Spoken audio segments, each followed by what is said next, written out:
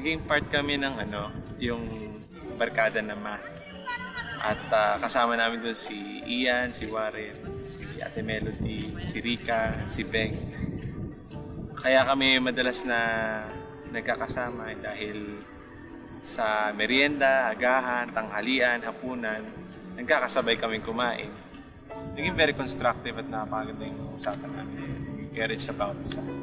Ako yung pinaka-interesado sa usapan. And actually kami nga palagi ni Bitch nag-uusap dahil meron kasi akong struggle noon na talagang sa kanya ko lang na-share. Hindi ko ma-share sa iba. Kaya yun, doon kami naging close talaga. Sabi ko sa Panginoon, ano kaya ang plano niyo para sa tao sa buhay ko? Bakit ko siya naging kaibigan? Wala namang malis. Pero nagkaroon ng time na sabi ko, hindi ko na gusto yung tao ko. Ay kailangan niya talaga ng kaibigan talaga. Makakatulong din siya. He started writing me mga letters na parang mga sulat ni Apostle Paul, para talagang mga epistles.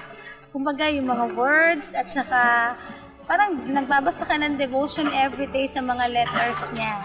Kaya hindi mo nga isipin na kumbaga yung tinatawag na crush sa mga high school, hindi mo maisip yun kasi parang mga devotion yung kanyang mga binibigay. But I really like yung mga letters niya.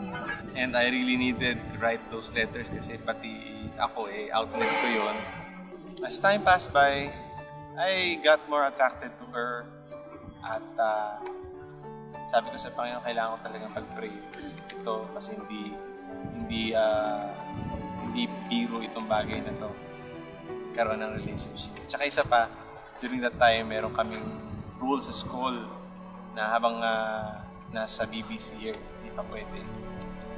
Why do birds suddenly appear every time? After 2 years, pinagpaalam niya ako sa team, Miss Pino. Tapos pinagpaalam din ako sa father ko. Actually, natuwa talaga ako doon. Pero bago siya nagpaalam, sa akin muna syempre.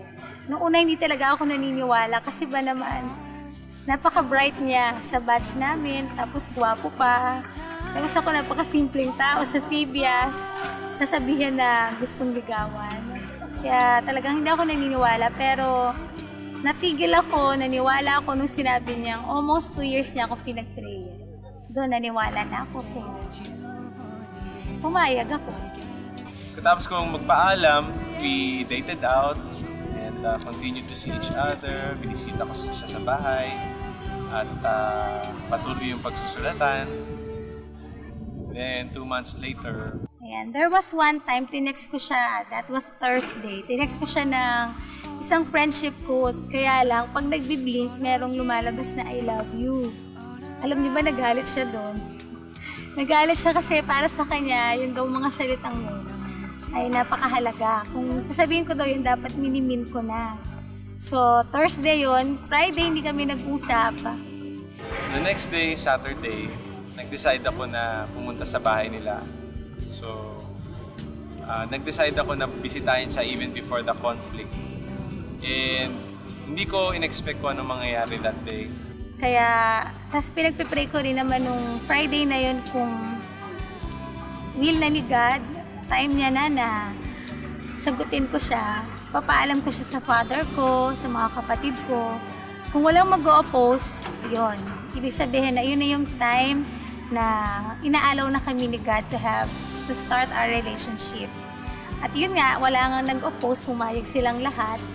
Kaya kina-Saturday yan, nagulat ako nagpunta siya. Na usapan namin yun before the conflict happened, pero kaya hindi ko in-expect na pupunta pa siya. Ang gusto ko sana sorpresahin siya. Pero nung pagdating ko doon, hindi ko naman in-expect na sabi niya sa akin, sige Bidge, upo ka muna. May sasabihin ako sa'yo, napaka-importanting bagay nito, sabi ko. Kaya yun, ginawa ko, pagkarating niya, pagkapasok, na-shock din ako kasi nakakatawa, meron siyang dalang flowers. At sa kanyang dalang flowers, ay ko kaagad, salamat and upo ka. Pinaupo ko siya, tapos pagkaupo niya sa ko, meron ako sasabihin sa'yo. Una nag-sorry ako dun sa ginawa ko ng pag-text.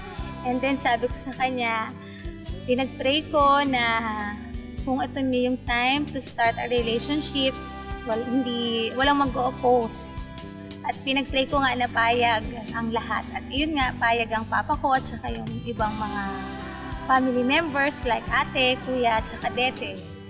Kaya yun, sabi ko sa kanya, binulong ko sa kanya, I love you, mahal. That was June 30, 2001. Speechless ako, yun lang. And sabi niya sa akin lang siya naiyak ng ganito.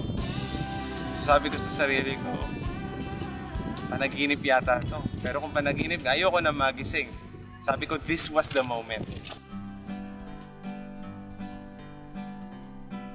Dumaan ang sophomore year, ayun, busy kami sa mga responsibilities and praise the Lord din dahil through dun sa mga responsibilities na yon, patuloy kaming na-mold yung aming character. Kahit na may relationship kami, still yung character namin as individuals na patuloy na dinidevelop pa rin ng Panginoon. After we graduated Phoebias, nag-apply ako sa CSM.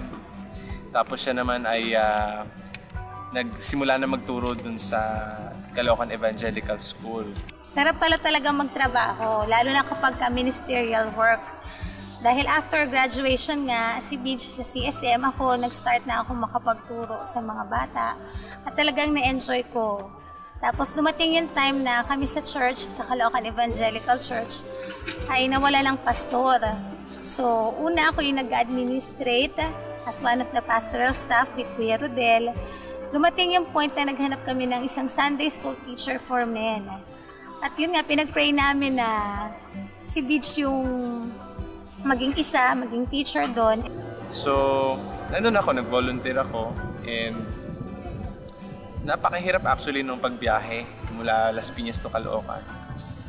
Kasi napakalayo yung babiyahe. Pero it was worth it. I found joy in serving God sa Caloocan. Praise the Lord dahil nandun, nakasama namin siya. Talagang hindi ko naisip na magiging magkasama kami sa church.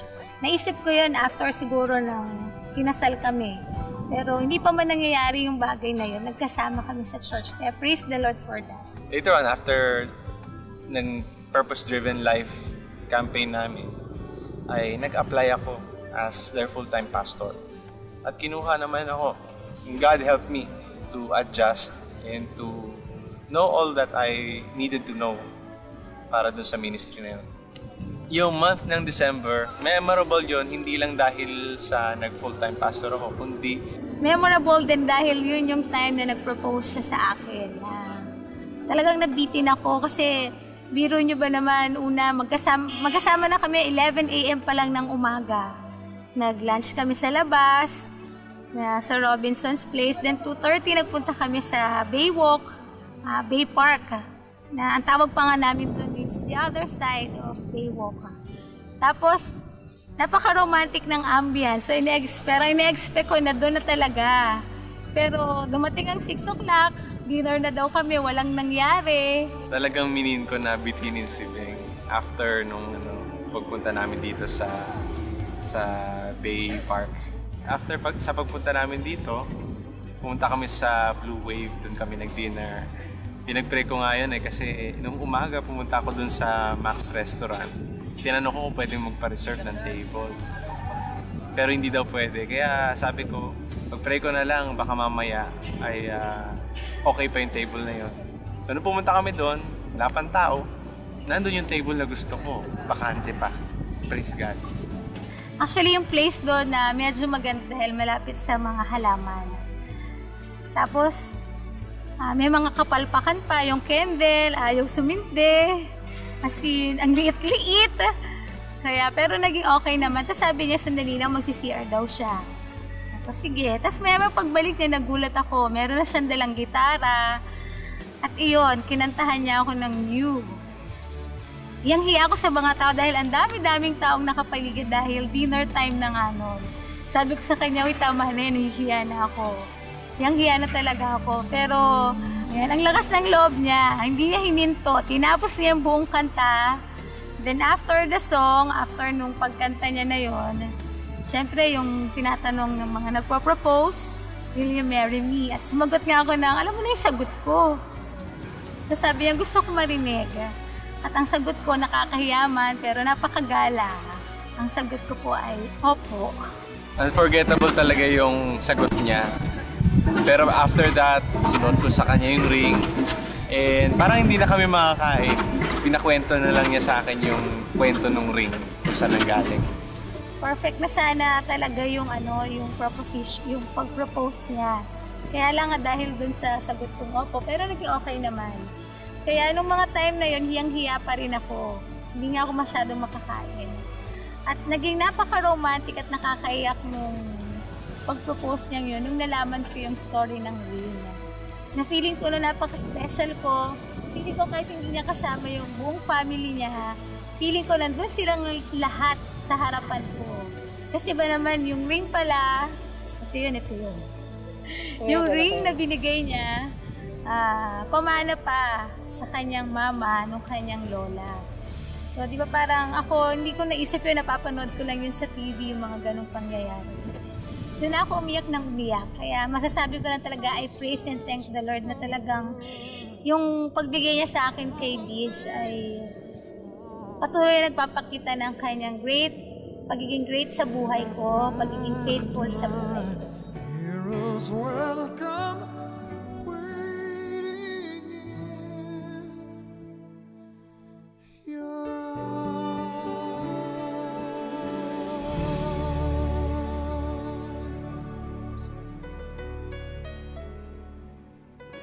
Beng, salamat sa iyong friendship na naging closest friend talaga, na naging best friend kita.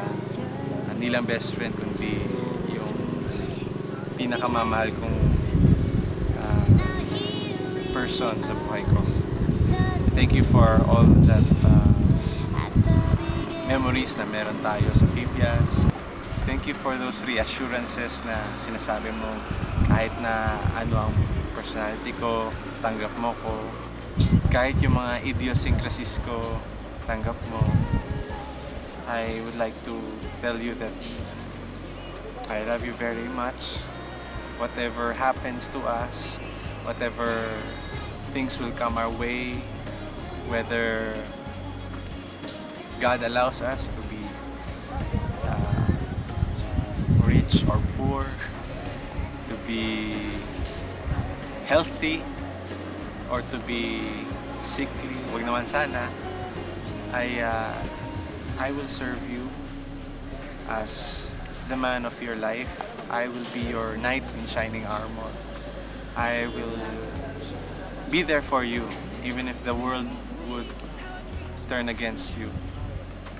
At makakaasa ka na kung sa nakaraan ay naranasan mo yung tanggap na tanggap kita, lalong-lalo ka pa pang idodouble yung effort ko, yung lahat ng energies ko to tell you with all my actions, with all my words, with all my thoughts that I love you so much. Mahal, I love you so much. Very, very, very, very, very, very much. Kaya kilala mo ako dyan sa pagiging napakadaming beses na pag-ulit ng kung gaano kita kamahal.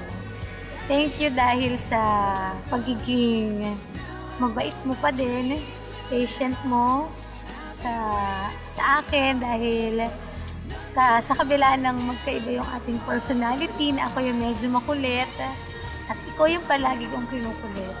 Still nandyan ka pa din na hindi ako iniiwan sa sobrang love mo na meron ka para sa akin, na nagiging test, pinapatunayan nun kung gaano din ako kamahal ng Panginoon, na alam mo na kung paano ako nagkaroon ng struggle to accept myself sa pagiging ako, pero ikaw yung nagturo sa akin, ginamit ng Panginoon para matutunan ko yung bagay na yun. Salamat sa iyo at I know na pagiging pastor's wife ay hindi magiging madali. Even now na mag-boyfriend pa lang tayo, nagkaroon na tayo ng mga ganong trials, I promise to God na ano man mangyari, hindi kita iiwan. Lahat ng paraan gagawin ko to protect you, to love you, to support you. I love you so much.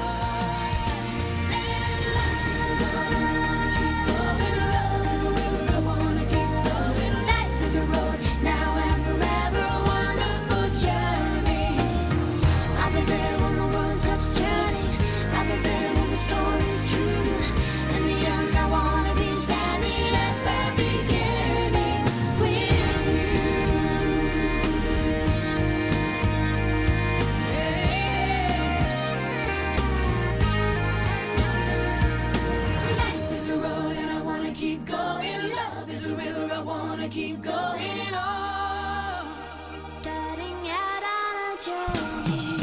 Life is a road and I wanna keep going. Love is a river, I wanna keep flowing. In the end, I wanna be standing at the beginning